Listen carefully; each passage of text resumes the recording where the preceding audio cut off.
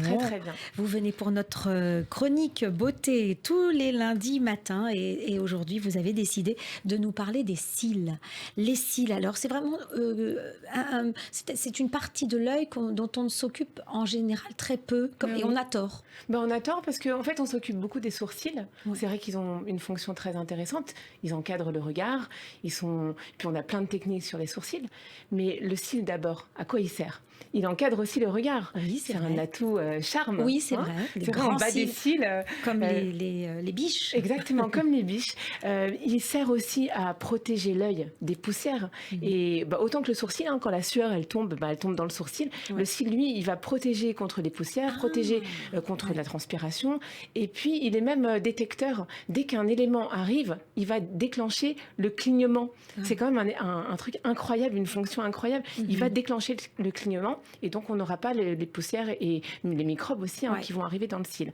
Donc ça, c'est quand même très intéressant. C'est un peu un rôle d'antenne. C'est ça, et de protecteur de l'œil. Naturel. Oui, d'où l'importance d'en prendre soin. Exactement. On peut en prendre soin et évidemment, on peut le sublimer, le mettre en valeur. On a à peu près 200 cils sur chaque œil et comme la peau, ils vieillissent, ils blanchissent, ils s'anémient, tout comme la peau. Donc ça veut dire en fait que si ils ont tout ça, ils blanchissent, ils vieillissent, eh bien on va avoir des techniciennes spécialistes des cils qui vont être formées évidemment, des esthéticiennes aussi, donc parce que c'est deux choses différentes. Il y a les esthéticiennes et les techniciennes en cils.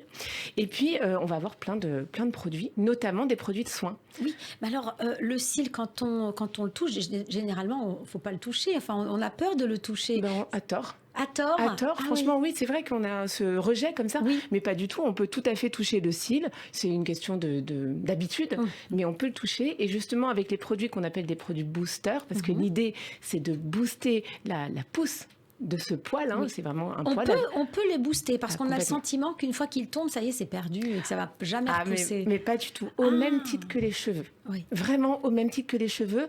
Il y a par exemple l'huile de ricin qu'on utilise sur les cheveux qui marche très très bien sur les cils. Alors oui, il faut être un peu patient. Un petit mois et demi avant qu'on commence à avoir des effets. Mais quels vont être les effets?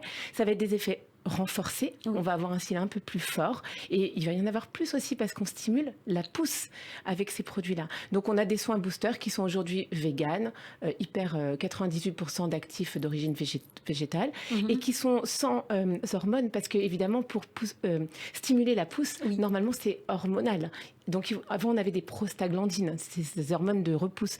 Là maintenant on bascule sur le végétal. Donc on a des ça fonctionne peut-être un petit peu moins bien, c'est moins rapide. Le synthétique, on va dire que pour l'instant, en tout cas c'est mon avis, marche un tout petit peu mieux, mais il faut savoir aussi ce qu'on veut autour d'une muqueuse, la bouche, les yeux. On a quand même de plus en plus, et je le conseille aussi, envie de mettre du bio ou en tout cas de mettre du végétal. Donc aujourd'hui, dans ces produits boosters, on a de la vitamine B5 naturelle et on a des acides aminés végétaux, et ça marche quand même bien, mais voilà. Ça se présente sous forme de mascara? Exactement. Ce sont des mascaras la plupart du temps. Souvent, sinon, il y a des petits pinceaux qu'on trempe dans un flacon et on les met cil à cil.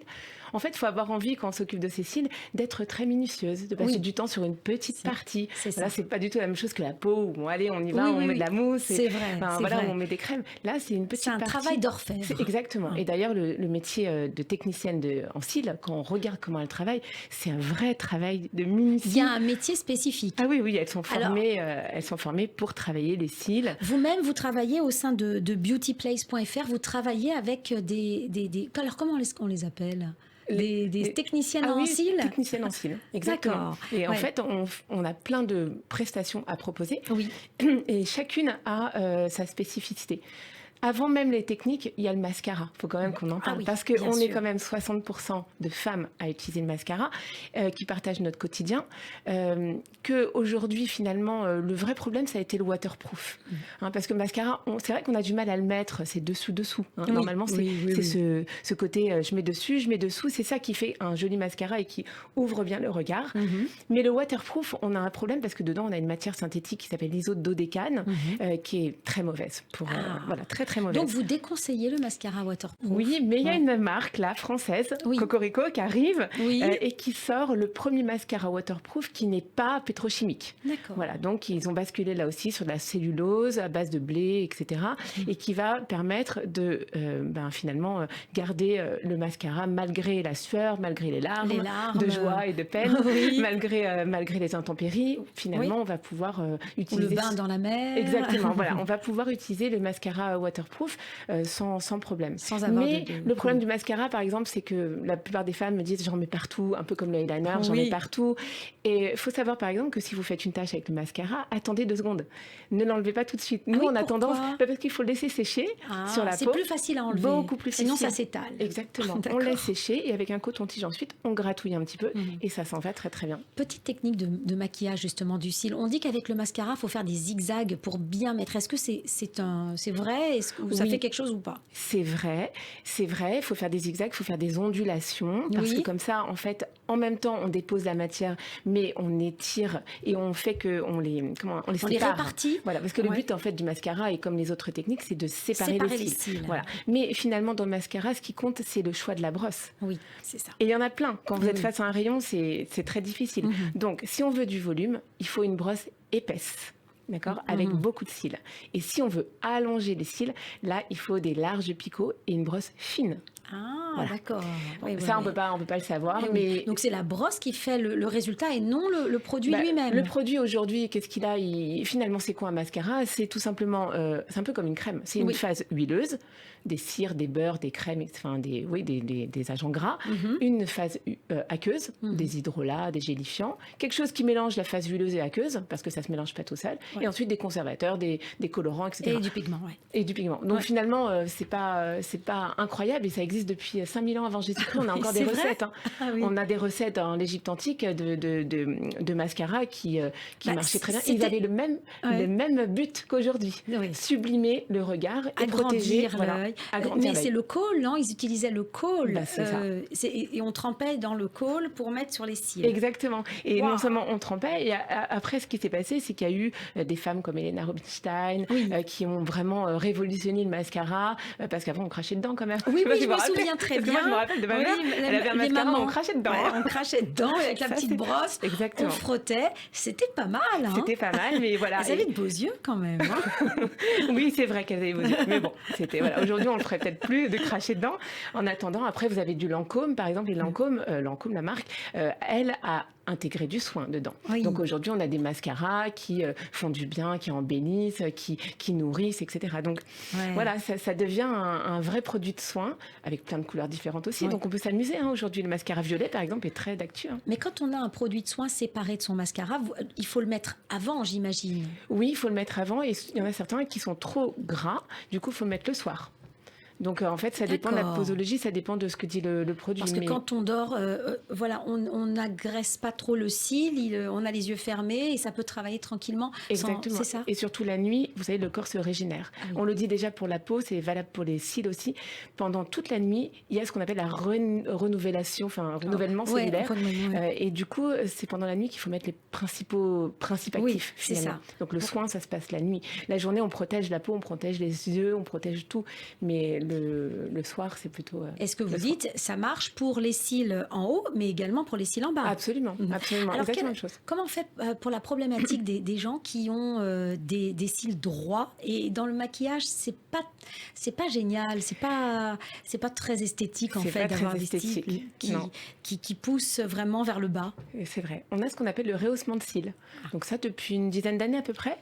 Concrètement, donc c'est une esthéticienne qui le fait. Si vous trouvez dans les grandes surfaces des kits qui vous permettent de le faire, moi je vous dis clairement, il ne faut pas le faire parce que les produits vont dans les yeux, ça fait mal, c'est difficile. Autant faire une épilation sur soi, c'est facile, on va dire, mais voilà, tout ce qui est dans les grandes surfaces n'est pas forcément... une professionnelle. Oui, clairement. Et le rehaussement de cils, en fait, on choisit ce qu'on appelle un boudin. On le met sur la paupière supérieure.